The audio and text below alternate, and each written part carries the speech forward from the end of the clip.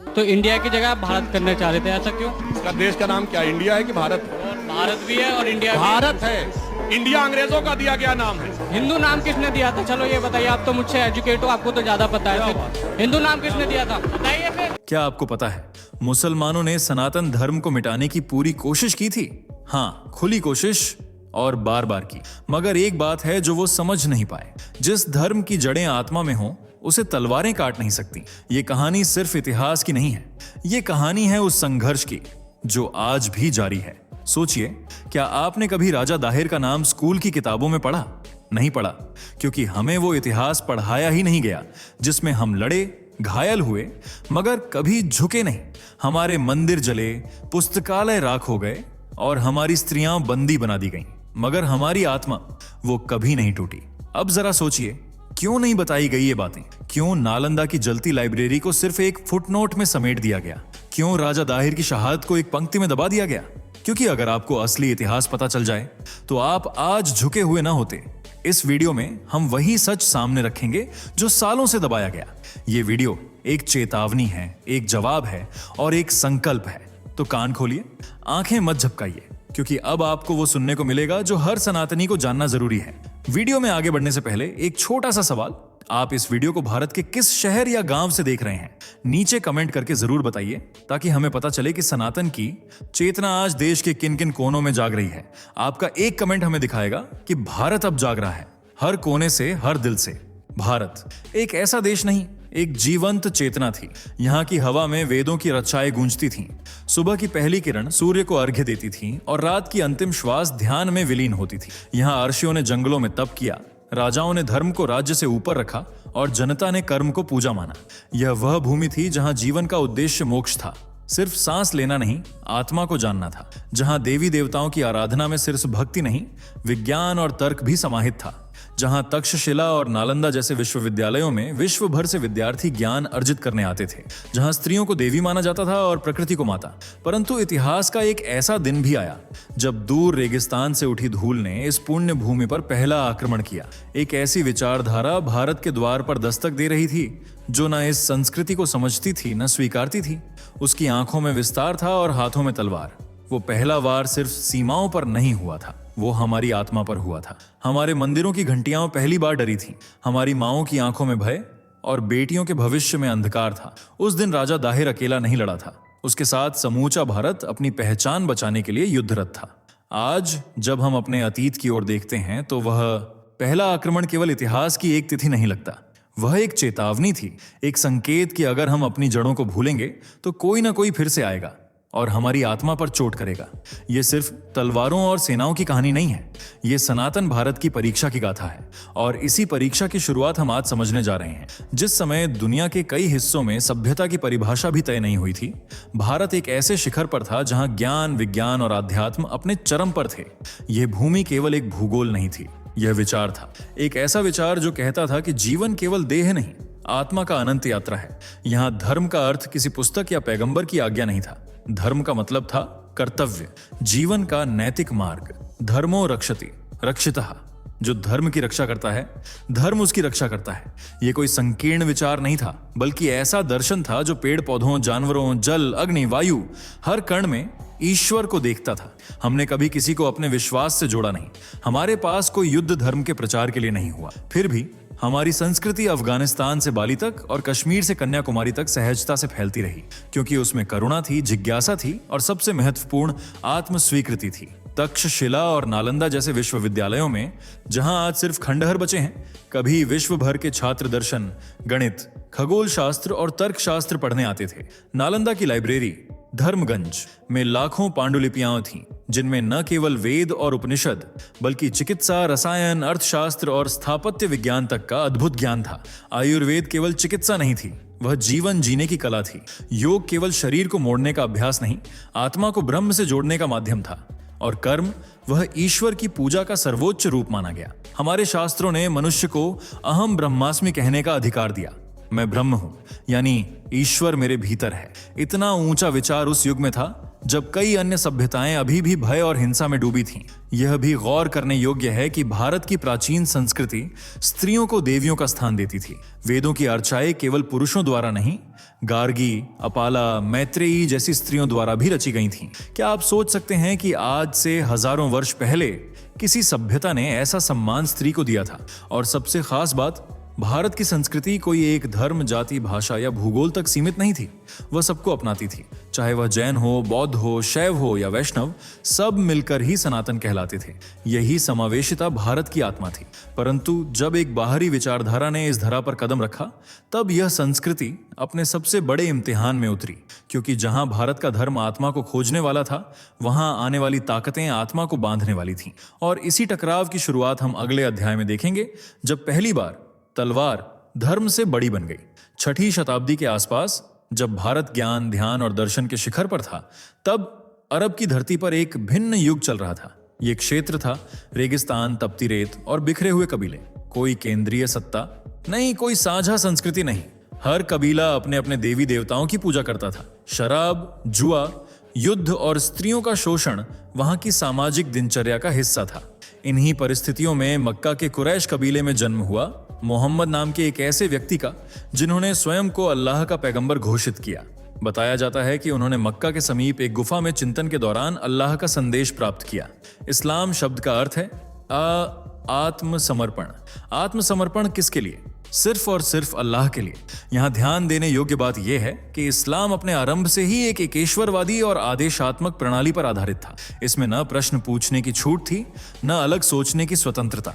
जो अल्लाह ने कह दिया वही अंतिम है। कुरान और बाद में हदीस इस धर्म के प्रमुख आधार बने। जहां हिंदू दर्शन आत्मा की मुक्ति की बात करता है, वहीं इस्लाम जन्नत और जहन्नुम की अवधारणा पर आधारित है। यानी हर कर्म का फल ईश्वर नहीं, बल्कि इनाम या सजा है। इस्लाम के उदय के साथ ही एक नई तरह की विचारधारा का जन्म हुआ, जो धर्म नहीं, एक संपूर्ण जीवन व्यवस्था बन गई।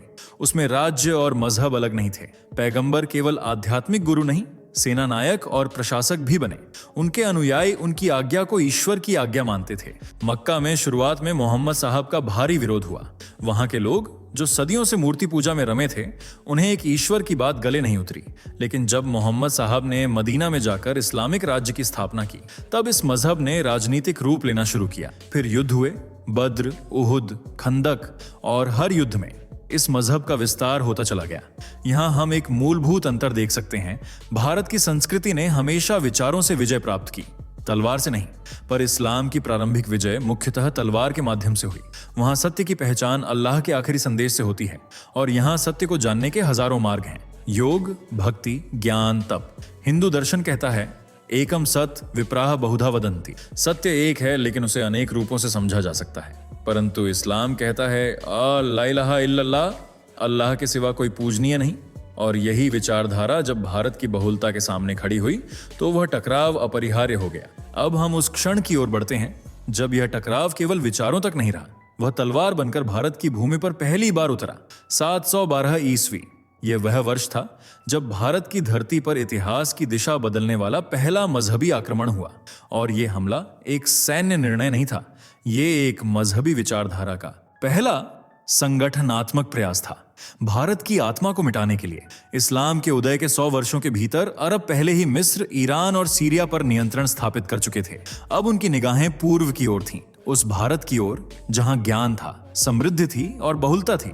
लेकिन उस समृद्धि को गलत विश्वास कहा गया, यहाँ के देवताओं को बुत कहा गया, और भारत जिहाद के लिए दारुल हर्ब यानी युद्ध की भूमि घोषित कर दी गई। इस आदेश को पूरा करने के लिए चुना गया एक 17 वर्षीय किशोर मोहम्मद बिन कासिम। लेकिन वह केवल एक योद्धा नहीं था, उसके पीछे थी एक संगठित शक्ति, हज्जाज बिन यूसुफ, उस समय का क्रूर गवर्नर। कासिम के पास आदेश था, भारत को फतेह करो और इस्लाम का झंडा गाड़ दो। पर भारत उस समय भी जाग रहा था। सिंध पर शासन कर रहे थे राजा दाहिर, एक हिंदू सम्राट जो न केवल सिंधु नदी के तट की सुरक्षा कर रहा था, बल्कि भारत की सांस्कृतिक सीमाओं की भी रक्षा कर रहा था। वह योद्धा था, विद्वान था और धर्म का संरक्षक भी। चचनामा के अनुसार जब कासिम ने भारत में प्रवेश किया, तो सबसे पहले उसने राजा दाहिर के राजनीतिक विरोधियों को अपने साथ मिला लिया। भारत में विभाजन और विश्वासघात कोई नया नहीं था, और इस बार भी वही हुआ। कासिम ने सिंधु नदी पार की और फिर हुई एक ऐतिहासिक भिड़ंत। जहां हाथियों की टुकड़ी राजा दाहिर के नेतृत्व में इस्लामी सेना से टकराई। युद्ध में राजा दाहिर ने लकड़ी के हौदे पर सवार होकर मोर्चा संभाला। कासिम के पास तलवार थी, लेकिन दाहिर के पास था आत्मबल। पर जब कासिम की सेना टिक न पाई तो उन्होंने छल किया। उन्होंने आग के तीरों से दाहिर के हाथी पर हमला किया। वह हौदा जल उठा, हाथी बेकाबू हो गया और राजा जमीन पर उतरने को विवश हो गए। जैसे ही वह हाथी से नीचे उतरे, कासिम की सेना ने उन्हें घेर लिया। एक महान योद्धा, एक धर्म प्रेमी राजा जिसने जीवन भर भारत की रक्षा की थी, वह रणभूमि में वीरगति को प्राप्त हुआ। सिर्फ राजा नहीं मारा गया था, एक सभ्यता की पहली रक्षक दीवार टूटी थी। राजा दाहिर की मृत्यु के बाद कासिम ने उसकी बेटियों को बंदी बनाया और खलीफा के पास भिजवा दिया। यह सिर्फ विजय नहीं थी, यह भारत की संस्कृति पर पहला अपमान था। उसके बाद कासिम की तलवार रुकी नहीं। ब्राह्मणाबाद, मुल्तान और कई अन्य नगर एक एक करके इस्लामी साम्राज्य के अधीन होते गए। जहां मंदिर थे वहां अब मस्जिदें बनने लगी। जहां शांति का जीवन था वहां आदेशात्मक शासन का आरंभ हुआ। और ये सब किया गया उस नाम पर जिसे वो जिहाद कहते थे। लेकिन क्या ये केवल एक आक्रमण था? नहीं, ये भारत के लिए वह क्षण था जब पहली बार उसे एहसास हुआ कि अब युद्ध केवल भूमि के लिए नहीं, आत्मा के लिए होगा। ये कोई सामान्य युद्ध नहीं था। ये था एक ऐसा युद्ध जहां एक ओर सनातन की बहुलता थी और दूसरी ओर मजहबी एकरूपता की तलवार। राजा दाहिर भले ही युद्ध में हारे, लेकिन उन्होंने भारत को सिखा दिया कि स्वाभिमान तलवार से बड़ा होता है। उनका बलिदान आज भी हमें याद दिलाता है कि इतिहास को भूलना अपने भविष्य को गिरवी रखना है। जब हम भारत पर हुए इस्लामी आक्रमणों की बात करते हैं तो अक्सर उसे केवल एक सैन्य विजय मानकर आगे बढ़ जाते हैं, लेकिन यह केवल सीमाओं की लड़ाई नहीं थी। यह हमारी सभ्यता की आत्मा पर एक संगठित और सोचा समझा हमला था। इस्लामी आक्रमणकारी तलवार लेकर आए थे, लेकिन उनका निशाना सिर्फ किले नहीं थे। मंदिर, विश्वविद्यालय और स्त्रियां उनके सबसे प्रमुख लक्ष्य बने। भारत, जो सहिष्णुता की भूमि था, जहां बौद्ध, जैन, शैव, वैष्णव सब साथ रहते थे, उस भूमि पर अब एकेश्वरवाद की तलवार उतरी थी। जहां पहले सर्वे भवन्तु सुखिनः की कामना होती थी, वहां अब या अल्लाह, इनकार करने वालों को मिटा दे की पुकार सुनाई देने लगी। कितने मंदिर तोड़े गए। केवल एक उदाहरण, काशी विश्वनाथ मंदिर, मथुरा में कृष्ण जन्मभूमि, सोमनाथ जिसे कई बार लूटा और नष्ट किया गया। यह कोई भावनात्मक आरोप नहीं, यह ऐतिहासिक साक्ष्य है।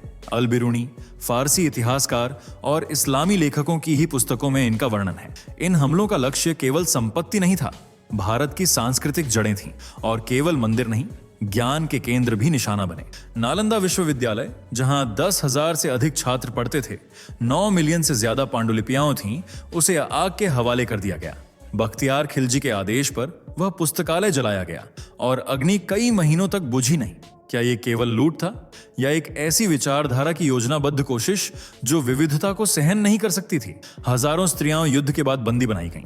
केवल माल गनीमत नहीं, वे उन विजयों का प्रतीक बन गईं जिनका लक्ष्य एक संस्कृति को झुकाना था। और सबसे बड़ा अपमान यह था कि कई बार मंदिरों को नष्ट कर वहीं मस्जिदें बना दी गईं, मानो यह कहना हो कि अब तुम्हारी आस्था भी हमारी छाया में सांस लेगी। भारत के ऋषियों ने कभी यह नहीं कहा कि औरों को मिटा दो। उन्होंने कहा था, आनो भद्रा कृत्वो यन्तु विश्वतः, सभी दिशाओं से शुभ विचार आए। पर जो आया वह शुभ नहीं था। वह एक ऐसी विचारधारा थी जिसे विविधता में ईश्वर नहीं, कुफ्र दिखाई देता था। यह हमला केवल इतिहास नहीं था, यह स्मृति बन जाना चाहिए, क्योंकि अगर हम इसको भूल जाएंगे तो फिर से तैयार नहीं हो पाएंगे। यह इतिहास हमें सिर्फ दुख नहीं देता, यह हमें जागृत भी करता है। याद दिलाता है कि हमारी संस्कृति को मिटाने की कितनी बार कोशिशें हुई, लेकिन फिर भी हम जीवित हैं, हम खड़े हैं। और यही सनातन की असली शक्ति है। हम पर हमला हुआ, हमारी धरती लूटी गई, हमारे मंदिर तोड़े गए, हमारी माताओं बहनों का अपमान किया गया, हमारे ज्ञान को अग्नि में झोंका गया। लेकिन एक चीज थी जो कोई जला नहीं पाया, एक जड़ थी जो कोई उखाड़ नहीं पाया, एक आत्मा थी जो तलवारों के सामने भी अडिग रही। वह थी सनातन भारत की आत्मा। जैसे जैसे विदेशी आक्रमणकारी अपनी तलवारें लेकर आए, भारत ने अपनी साधना की शक्ति बढ़ाई। जब एक ओर जजिया कर लगाया गया तो दूसरी ओर गांवों में संत एकता और भक्ति की बातें कहने लगे। जब शासन ने एक ईश्वर को ही मानने का आदेश दिया, तब संत कबीर ने कहा, हम न हिंदू न मुसलमान, हम तो हैं इंसान। ये भक्ति आंदोलन कोई साधारण धार्मिक आंदोलन नहीं था। यह भारत की आत्मा का उत्तर था उस मजहबी आक्रोश को जिसने विविधता को कुफ्र समझा।